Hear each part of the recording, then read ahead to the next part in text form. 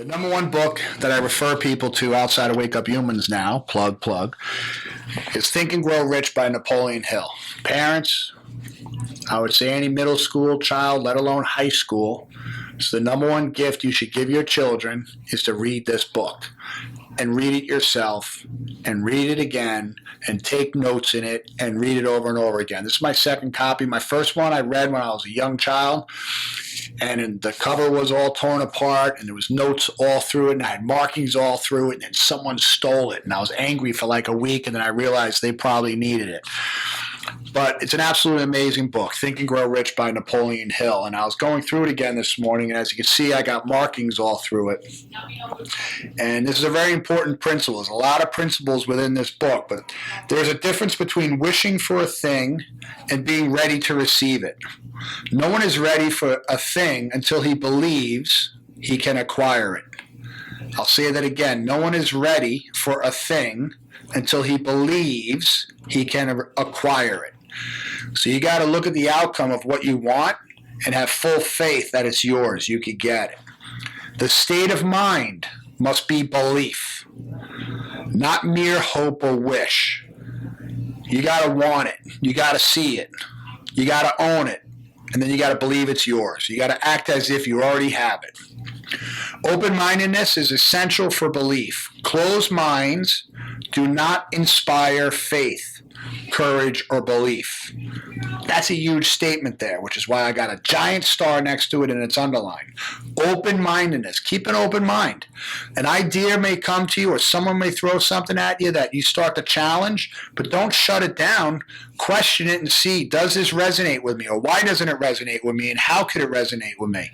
Open-mindedness is essential for belief. A closed mind do not inspire faith, courage, or belief. So it's not inspiring. It doesn't put you in spirit. It doesn't connect you. Remember, no more effort is required to aim high in life. So I'll joke with people and say, look, aim for the stars. If you miss, you end up with the moon. At least you're up there. To demand abundance and prosperity.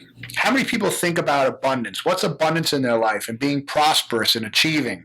And especially dealing with kids. They hit, 9, 10 years old. What words are we using towards them that they can achieve anything they set their mind to, and being abundant and prosperous and crushing it in life, whatever it is, in sports, school, whatever you think of. Aim high in life. To demand abundance and prosperity, then it's required to accept misery and poverty. So if you're not accepting or expecting success, you're accepting failure. It's the two roads. You're either going to end on the road of failure and misery or abundance and prosperity. You choose. It's all your mind. A great poet has correctly stated this universal truth through these lines. I bargained with life for a penny, and life would pay no more. However, I begged at evening when I counted my scanty store, for life is just an employer. He gives you what you ask, but once you have set the wages, why, you must bear the task. I worked for a menial's hire, only to learn, dismayed, that any wage I had asked of life, life would have willingly paid. So what does that mean? You get what you ask for. You get what you deserve by the effort and the work that you put in. And I always reflect back to raising children on the standard that we put into their mind. You could go and have fun and play a sport, and people are teaching kids now, it's not about winning, just go have fun. But I've always taught my kids it's a lot more fun when you're winning and you're crushing it and you're on the attack and you're killing it than getting slammed and hammered and beaten down and losing. But what does it take to be the winner? It takes training. It takes vision. It takes a destiny of understanding what it is you want to be and what's your outcome of success, and then working towards that. Otherwise, you're going to show up. You're going to put in the same amount of time out on the field as the person across from you, but they go home winning, and they're jumping around at the end of the whistle, and they're celebrating, and they're stuffing it in your face. And now as an adult, what does that look like at home? What does that look like at work? What does that look like when you get in your car at night and you go back and you say, did I crush my day or did I get crushed?